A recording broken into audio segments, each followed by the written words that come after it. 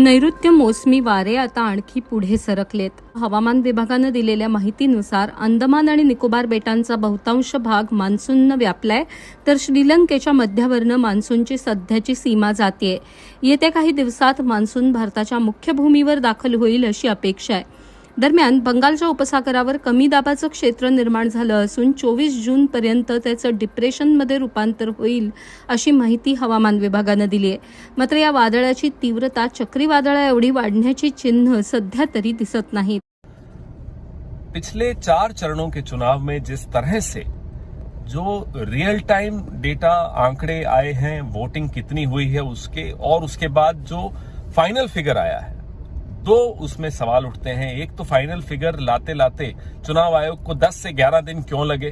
दूसरा, final figure और real time figure में 1,07,00,000 वोटों का अंतर 380 के लगभग सीटों पर कैसे आया. ये इतिहास में, चुनावों के इतिहास में कभी नहीं हुआ, पहली बार हुआ. इसलिए लोगों के मन में एक चिंता है, संशय है चुनाव की प्रक्रिया को लेकर. और इस संशय को, इस शक को दूर करने की जिम्मेदारी सबसे पहले चुनाव आयोग की है. हम बार बार ये सवाल उठा रहे हैं क्योंकि पूरे देश में हर वोटर को चिंता है कि ये हो क्या रहा है, क्या कोई धांधली हो रही है, क्या कोई गड़बड़ हो रही है. क्योंकि कई सवाल पहले भी अनुत्तरित रहे हैं. सबसे बड़ा सवाल था कि जो मिसिंग ईवीएम्स हैं और लाखों की संख्या में है, वो मिसिंग ईवीएम्स कहां हैं. ये चुनाव आयोग से हमने पूछा, बार बार पूछा, लेकिन कोई जवाब नहीं आया. तो इसलिए ये शक जो लोगों के मन में आ रहा है, ये जायज शक है, ये जायज सवाल है और इनका जवाब देना चुनाव आयोग की जिम्मेदारी है.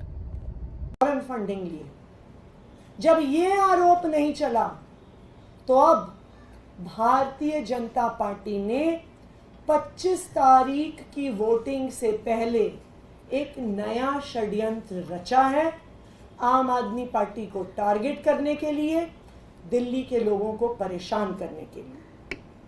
और इस षड्यंत्र के तहत भारतीय जनता पार्टी ने अपनी हरियाणा सरकार के माध्यम से दिल्ली के पानी को रोक लिया है.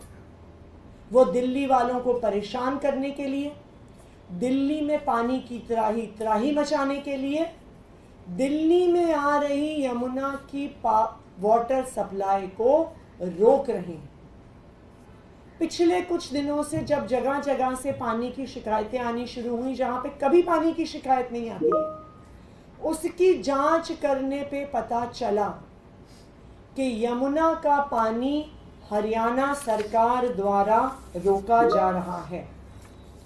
जो यमुना का स्तर एक नॉर्मल समय पर वजीराबाद में 674 फीट होता है, जब कम भी होता है तो वो ज्यादा, मतलब लोएस्ट पॉइंट पर 672 फीट तक चला जाता है.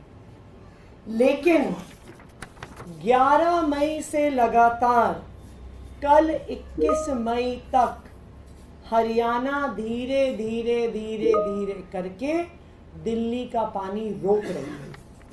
11 मई को ये स्तर 671.6 फीट पे था.